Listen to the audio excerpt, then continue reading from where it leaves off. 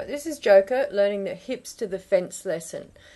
Now, this is a terrific lesson to teach because it demonstrates very simply and very quickly how horses learn and how easy it is to break down any lesson at all into its simple elements, so that the audience can really see how it happens and see how they can teach their horse things like this. And I use these same 4 principles of training for everything I train. So whether it's move your hips to the fence or flying changes, I'm using the same basic 4 principles.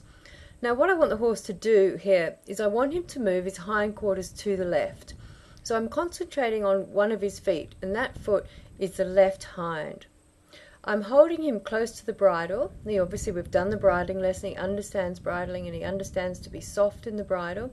So this exercise is actually helping me there as well. So I'm holding him quite close. I've put him on the fence so that he can't really move his hips to the right. So he can't move that left hind right, and that's going to help him find the right answer. Every time I cue him to move something, he can move that particular foot that I'm concentrating on in 6 different directions, and I'm only looking for one. What I don't want to do is I don't want to block him too much at the front, so I'll let him come forward a little bit. If he's getting frustrated and he's not working it out very well, I'll let him come forward. I'd rather he go forward than back. And what you'll see with Joker is he's trying quite hard. He's trying a few different things, but he's having a bit of trouble really working out what it is I want. My cue is tapping him with the dressage whip on the hip, and it's just tapping him. It's a very, very light aid. It's annoying. It's certainly not hurting him, but it's sort of hassling him to do something, move something. As soon as he finds the right thing, I'll stop tapping him and I'll praise him. And I'm trying not to, and I never do, sort of correct horses in their training. Right there he was pawing with his front foot. I don't want to correct that. I'll let him do that. And what he'll do is he'll work out that I'm not talking to his front foot, I'm talking to his back foot. So that didn't work. By pawing with his front foot, I didn't stop cueing him to move something, so it wasn't that. And what happens is the horse sort of develops a bit of a shopping list of things to look through to find the right answer. He's trying that front foot again, that didn't work. He tried going backwards, that didn't work. And there he was, he just really moved that left hind across to the left. And so I'm praising him now and giving him a rest. Then I want to line him up again on the fence so that he can't move to the right, make it easier for him. And just there I lifted the whip, and straight away that hindquarter started to move across, and left foot step left again right there. Now he's not stepping hugely across to the left, but he is making an effort, and he is connecting my cue, which is looking at or touching his hindquarter. He's connecting that now with moving his hindquarter to the left. Once the horse has got this initial association going and solid in his head, this lesson progresses really fast. Joker probably took longer. What are we up to now? We're up to about 3 minutes.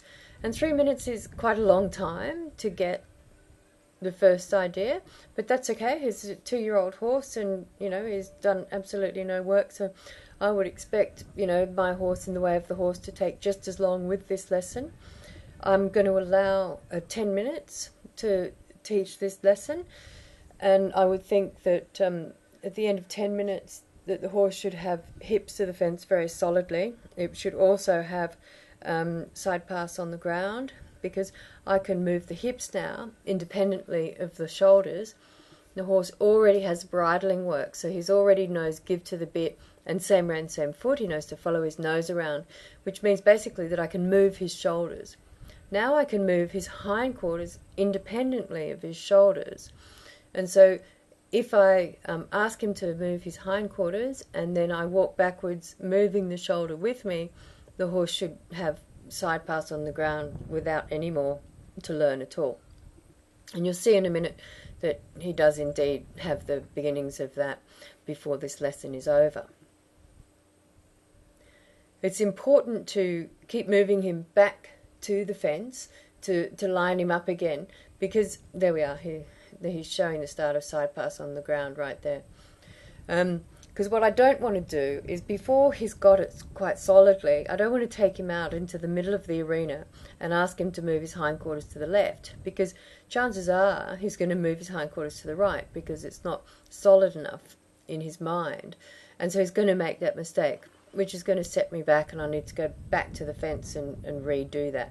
So it's quite important that you wait until the horse has really got that established before you make it too difficult for him. I spend a lot of my time training really thinking, how can I make this easier for the horse?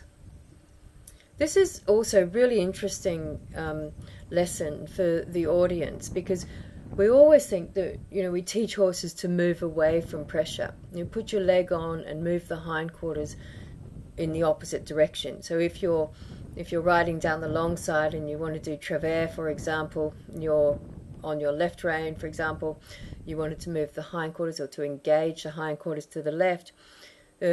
Classical teaching will tell you put your right leg back, and that'll move the hindquarters to the left.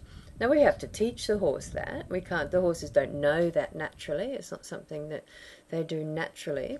Actually, they naturally move into pressure, which is what I'm teaching here. And so it doesn't really matter what it is you want to teach the horse. You can teach the horse to move into pressure. You can teach the horse to move away from pressure. The really important thing is you have clear in your mind what it is you want the horse to learn.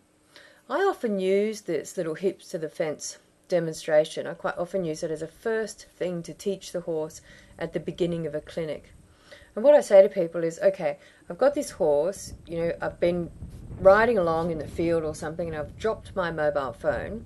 So I get off my horse, and I'm quite short, and I pick my mobile phone up, and then lo and behold, I haven't got a mounting block, and I can't, for goodness sake, of course, get up to my 17 two-hand horse. So I can't get back on. What am I going to do? And there's a log nearby or a fence, so I can climb up on the fence. But every time I do, and I go to put my foot in the stirrup, my horse swings his hindquarters out to the right, and I can't reach him and I can't get on. So what do I do?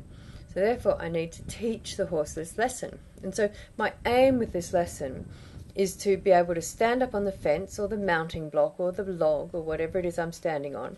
Now, I might not have a dressage whip, so I don't want to have to use the dressage whip. So my aim is to get up on the log and point at the hips and maybe click my fingers like that at the hips to make a noise, to cue the horse. And I want the horse to understand that means move your hips to the fence. I can teach, it's very rarely takes me more than 10 minutes to get the horse to be doing that very consistently. Here I'm showing it. This is the next day. I don't have the whip with me. I'm just clicking my fingers, and he's moving himself straight to the fence in this case. So that's the lesson I want to teach. People find this very helpful, because when you first ask them, well, how might you go about teaching this? Majority of people say, oh, well, I would be smacking him with the whip on the other side, so he'd move away from the whip. And you get people trying to reach across the horse and bang them on the other side, on the right side of the rump, and so forth. And actually, it just doesn't need to be that complicated. I think the thing is, if you keep clear in your mind what you want the horse to do, and just release the pressure when the horse does that thing, you can't fail. So here, the only thing I want to move is that left hind. The direction I want it to move is to the left. My motivator is the dressage whip, tapping the horse on the hip with the dressage whip, and my reward is to stop tapping the horse when he does the right thing. And so all I do is I watch that one little piece of the horse, that left hind, and I wait until it moves in the direction I want, and then I praise the horse and I release all the pressure. And the horse picks up very quickly that was what I wanted, and very quickly starts to do exactly that, and even starts to anticipate. So pretty soon, after a minute or so, before I even pick the whip up, or certainly before I touch the horse, when I just go to raise the whip, the horse starts moving his hindquarter already. And horses do learn patterns very quickly. And we're always complaining that our horse is anticipating and riding around in the dressage test or something, and the horse is anticipating the canter, and so it breaks the walk or something like that. The fact is that anticipation is great, but you just need to be very careful about what sort of pattern you teach the horse. Here, when I climb up on the fence, and pretty soon you'll even see with Joker, he knows, as soon as I climb up on the fence, he whips his hindquarters around so he's standing up next to me because he knows what's coming.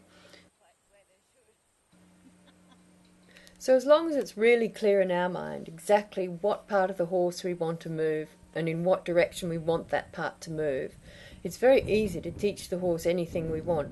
I think what happens sometimes is we overcomplicate things, and therefore if it's not really clear in our mind, it's impossible for us to get it through to the horse. This little lesson simplifies all of that. And people really enjoy teaching their horse this lesson, which is why I get a lot of people at clinics to teach it to their horses first go. It also gives you a very good look at the horse's emotional level. If you put the horse on the fence and start asking it to move something, if you're getting the emotional level wrong, the horse quite quickly tells you that. And, you know, he'll start sort of jumping up and down or trying to run through you or trying to run backwards or something like that. If you get it wrong the other way, like if you don't have enough emotion, if you're not motivating the horse enough to do something, he'll simply stand there and go to sleep. Here I am, again, sort of just, this is what I do for mounting practice. I'm not actually going to get on the horse. I don't get on the horse bareback. I don't get on the horse with a saddle pad on. And here you'll see I am leaning quite heavily on the fence. I put my weight on him once or twice, but this is just showing that he knows to stand still for mounting. So he's learnt the hips to the fence lesson really well. And it is a terribly useful place to sack him out and to get him used to mounting and get him used to having my weight and get him used to having being able to see me above him as well. This is the end of that day's lesson, and the next day is my first ride. In the following video you'll see Jotaro doing the same lesson, and you'll notice that he takes approximately half the time to learn the lesson than Joker did. And that's probably because he's basically a much quieter horse. I don't have so much emotional level to play around with. And then you'll see a client from a recent clinic who taught her horse that, and this is in the afternoon, and she's rather pleased with herself. But it is a lovely little lesson.